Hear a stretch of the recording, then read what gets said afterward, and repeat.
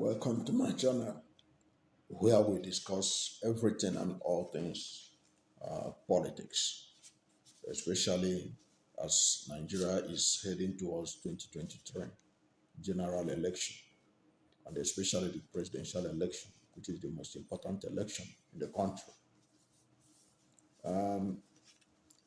Fani-Kayode is the person I want us to talk about the, in this video.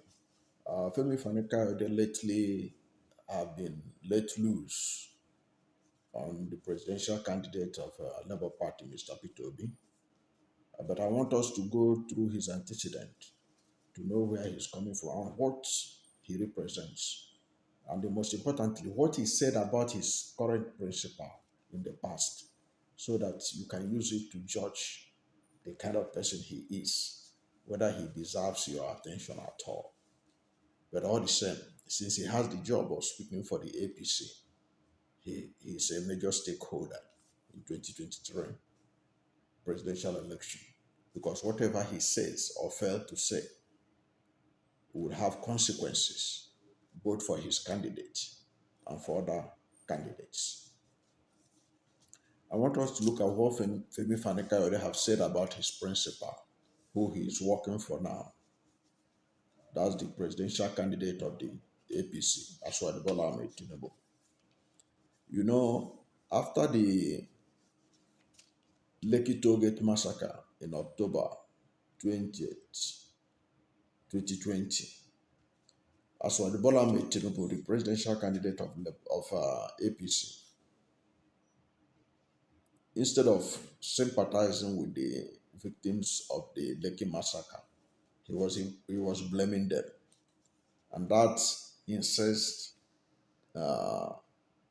Fani-Kayode, and Fani-Kayode was not happy about what Tinubu said. But first of all, let us look at what Tinubu said. Tinubu said, raised a lot of questions about the massacre, and this is what he said when he learned about the massacre. That's what Tinubu said. He said the casualties have some questions to answer. How are they there? How long were they there?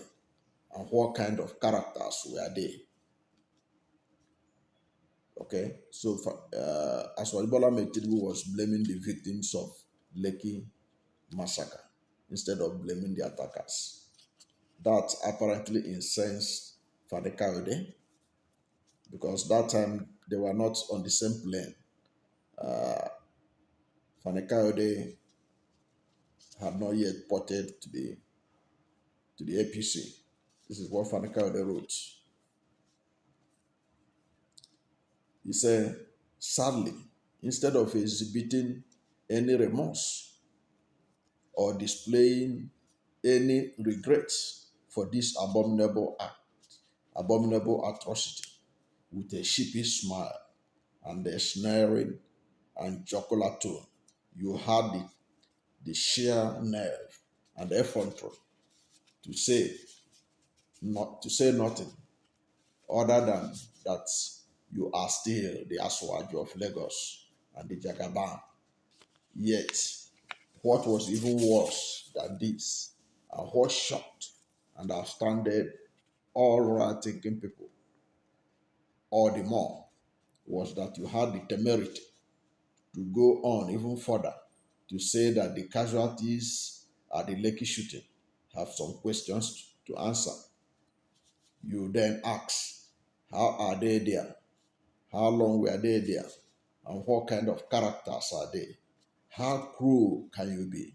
Not a word of condolence or expression of commiseration to the families of the dead. Instead, you offered stupid questions and baseless accusations against their wives and children. Fani-Kayode recalled that when the daughter of our Fedefere chieftain, Reuben Fasorati, was killed last year, rather than condemn the alleged perpetrators, Tinubu decided to defend herdsmen who had been accused of perpetrating the act. He said he regretted supporting Tinubu in the past, He described Tinubu as one blinded by ambition and was ready to compromise anything to get it. Fani-Kayode wrote, "You only harbor love, which borders on obsession, for your vain and lofty ambition to rule Nigeria. And trust me when I tell you that this will never happen." This is Fani-Kayode emphasizing that Tinubu will never rule Nigeria, that Tinubu was ready to compromise anything and everything to fulfill his ambition, which was to rule Nigeria. And he concluded that Tinubu will never rule Nigeria. This same Tinubu that he said that will never rule Nigeria is now the person he is working for. So how do you take such a character serious? How do you take such a character serious? The same Tinubu you say will never rule Nigeria is now the person you are busy campaigning for, abusing people on his behalf, threatening people on his behalf, and insulting others on his behalf. What does that show you? It is a sign that, look, this person is not what Nigerians paying attention to him. So whatever you see him say about uh, peterobi, the presidential candidate of Labour Party, or even any other candidate, just walk away from it. Don't even pay attention to it. Because if he can say this much about Tinubu and is not working for Tinubu, then he has no morality to say anything for anybody to believe him. And now you know that the Lekki massacre will come up in this election. Don't forget that many of the youths who are supporting the Labour Party presidential candidate, P2B today, they are the offshot.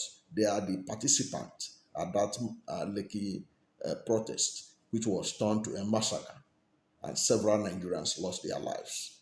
And the issue and the role Tinubu played in that saga will come up in this election. The campaign has not started, but when it starts, there is little doubt about it. Tinubu will still have a lot of explanation to make on what happened at the Lekki toll gate in October 20th, 2020. They cannot escape being made to answer some pertinent questions, including the governor of Lagos State. They have to pay a price by being made to account for what happened on October 20th, 2020 at the Lekki toll gate. Now, before I go further to look to expose another example of the reason why you shouldn't pay attention to Fani-Kayode, no matter whatever he tells you about peterobi, double check and double check again, is what he said about Tinubu in 2015. In 2015, there was a verbal assault between Fani-Kayode. He was the director of media and publicity for the PDP presidential campaign organization and organization. So he flied a kite by saying that there were pressure on the vice presidential candidate of the APC, Professor Yemi Osibanjo, to to to step down so that Tinubu will become the vice presidential candidate. So that brought a lot of rift and misunderstanding, which I will go into a short while. Before I do that, if you are new to my channel and you have not yet subscribed to my channel, please subscribe to my channel, hit the subscription button, hit the notification bell. When you subscribe to my channel, anytime I have a new video, you'll be among the first to know. God bless you. Now, this got heated up to the level that he accused Tinubu of killing a prominent Lagos politician, Funsho Williams. And this story and everything I'm saying in this video, I will put a link to them so that you can go and verify and read more about what I'm telling you. Now, this is what Fani-Kayode wrote about Tinubu, linking him to the death of Funsho Williams. This is what Fani-Kayode wrote. And you now ask yourself why he's working for a man he accused of this kind of dastardly act.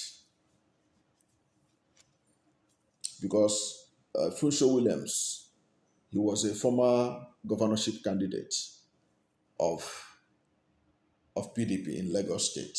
He was murdered under controversial circumstances in July 27, 2006. This is what Fani-Kayode wrote to Tinubu, because he was making reference to Tinubu.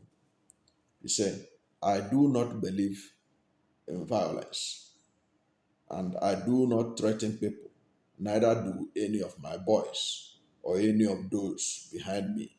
Fani-Kayode wrote on Facebook. He wrote this on Facebook, but Punch newspaper and other papers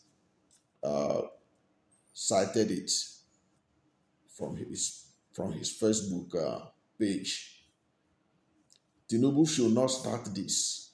I am not Funsho Williams. I cannot be killed like a chicken. I cannot be destroyed. I cannot be taken before my time. My name is Fani-Kayode, and nobody can kill me before my time. Nobody can cut me short. I harbor no fear of violence, but I do not take threats lightly. Neither do I fear for my life, because I have never shed innocent blood, and because I do not believe in violence or worship the devil. The angel of the Lord will strike dead any person or any group of persons that seek to take my life or the life of any of my beloved ones. This is the kind of weighty allegations